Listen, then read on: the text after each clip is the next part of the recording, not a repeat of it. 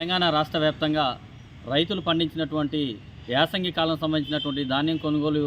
ప్రారంభించడం జరిగింది. ఇలాంటి కాలక్రమంలో ఆసియా ఖండంలోనే రెండవ స్థానం అయినటువంటి మిర్యాలగూడ నియోజకవర్గంలో ఉన్నటువంటి మార్కెట్‌కి, అదేవిధంగా ఇక్కడ ఉన్నటువంటి పెద్ద ఎత్తున రైస్ మిల్లర్స్ కూడా ధాన్యం పండించినటువంటి రైతులు వారి యొక్క ధాన్యాన్ని కొనుగోలు చేయాలని చెప్పేసి పెద్ద ఎత్తున రైస్ మిల్లులకు తరలిస్తున్నటువంటి కాలక్రమంలో స్టార్టింగ్‌లో ఏదైతే రైతులు ధాన్యం తీసుకెళ్తున్న కాలక్రమంలో మంచి గిట్టుబాటు ధరతోటి రైతులకు సంతోషకరమైన వాతావరణం తీసుకొచ్చారు. అదే కాలక్రమంలో మిగిలిన రైతులు కూడా ఈ యొక్క ధాన్యాన్ని తరలించే కాలక్రమంలో రైతులంతా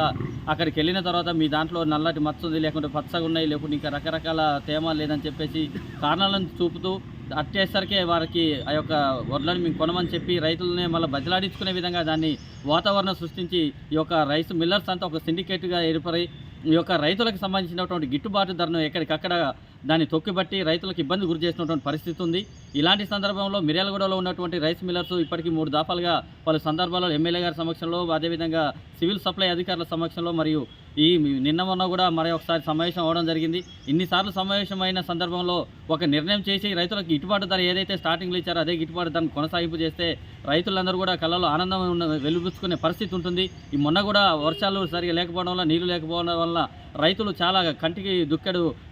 దుఃఖంతో పుట్టాడు దుఃఖంతో ఇబ్బందులు పడి ఆ యొక్క కాయకష్టం చేసి పండించిన పంటని ఈ రోజున